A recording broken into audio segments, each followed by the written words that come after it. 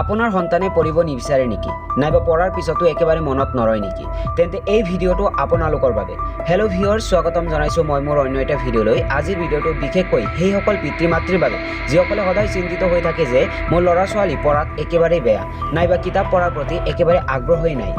যদিও বা কিতাপ পঢ়িছে একেবাৰে মনতে নৰয় ভিডিঅ'টো আৰম্ভ কৰাৰ আগতে চেনেলটো যদি নতুন হয় তেন্তে প্লিজ চেনেলটো সাবস্ক্ৰাইব কৰি তাত থকা অল নটিফিকেশনটো ক্লিক কৰি দিব যাতে মই দিয়া ভিডিঅ'ৰ সৰ্বপ্ৰথমে আপোনালোকে পায় সো ভিডিঅ'টো আৰম্ভ কৰো প্ৰথম কাৰণ যদি আপোনাৰ সন্তানৰ পঢ়াৰ প্ৰতি একেবাৰে মন নাথাকে তেন্তে ইয়াৰ এটা ডাঙৰ কাৰণ ঘৰত পঢ়াৰ এক সুন্দৰ পৰিৱেশ নথকাটো হ'ব পাৰে যদি আপুনি সন্তানক বাৰে বাৰে পঢ়াৰ বাবে কৈ থাকে আৰু ঘৰত বিভিন্ন ধৰণৰ অসুবিধা থাকে তেন্তে কিতাপৰ পৰা সন্তানক অধিক দূৰ কৰিব পাৰে যাৰ ফলত সন্তানক বুজোৱা কঠিন হৈ পৰিব আৰু পঢ়াৰ পৰা মন আঁতৰি যাব সেইবাবে সন্তানক সুন্দৰ পৰিৱেশ দিয়ক ঘৰত শান্তি বজাই ৰাখক পঢ়াৰ বাবে শান্তিপূৰ্ণ স্থান ৰাখক মনোবিজ্ঞানী মম জাংচনৰ মতে শিশুক প্ৰশংসা কৰা খুবেই প্ৰয়োজন যদি আপুনি কেৱল ত্ৰুটি বিচাৰি থাকে তেওঁলোকৰ মন উদাস হৈ পৰে আৰু তেওঁলোকে কেতিয়াও মনোযোগেৰে নপঢ়িব গতিকে সন্তানৰ সৰু সৰু সফলতাত উৎসাহ দেখুৱাওক আৰু প্ৰশংসা কৰক এনে কৰাৰ ফলত তেওঁলোকৰ চেষ্টা কৰাৰ সাহস বাঢ়িব দ্বিতীয় কাৰণ বহু সময়ত শিশুৱে গোটেই দিনটো ইমান ভাগৰুৱা হৈ পৰে যে কিতাপ পঢ়ি থাকোঁতেও টোপনি আহে এনে অৱস্থাত তেওঁলোকে পঢ়িলেও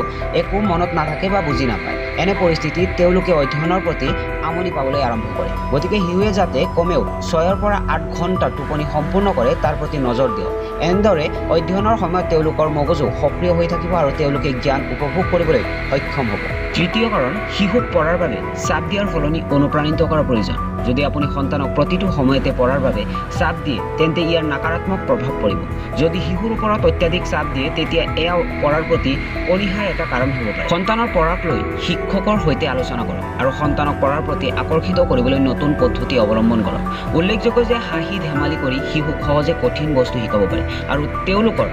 সেই বিষয়টোৰ প্ৰতি নিজে নিজে আগ্ৰহ বাঢ়ে WHO অৰ্থাৎ ৱৰ্ল্ড হেল্থ অৰ্গেনাইজেশ্যনৰ মতে যোগা কৰাৰ ফলত শিশুৰ পঢ়াৰ প্ৰতি সকাৰাত্মক প্ৰভাৱ পৰে তেওঁলোকৰ মন কেন্দ্ৰীভূত হয় ভালদৰে অধ্যয়ন কৰিবলৈ সক্ষম হয় কেৱল এয়াই নহয় তেওঁলোকৰ আহাৰৰ বিশেষ যত্ন লৈও আপুনি অধ্যয়নত উন্নত কৰিব পাৰে সন্তানক দোকানৰ পৰা অনা বস্তুবোৰৰ খোৱা বন্ধ কৰক তেওঁলোকৰ স্বাস্থ্যৰ আহাৰ দিয়ক আৰু লগতে তেওঁলোকক খেলিবলৈ সুযোগ দিয়ক ই তেওঁলোকৰ মানসিক আৰু শাৰীৰিক স্বাস্থ্য উন্নত কৰিব আৰু তেওঁলোকে নিজে অধ্যয়নত ভাল কৰা আৰম্ভ কৰিব আজিলৈ ইমানেই লগ হ'ম অন্য এটা ভিডিঅ'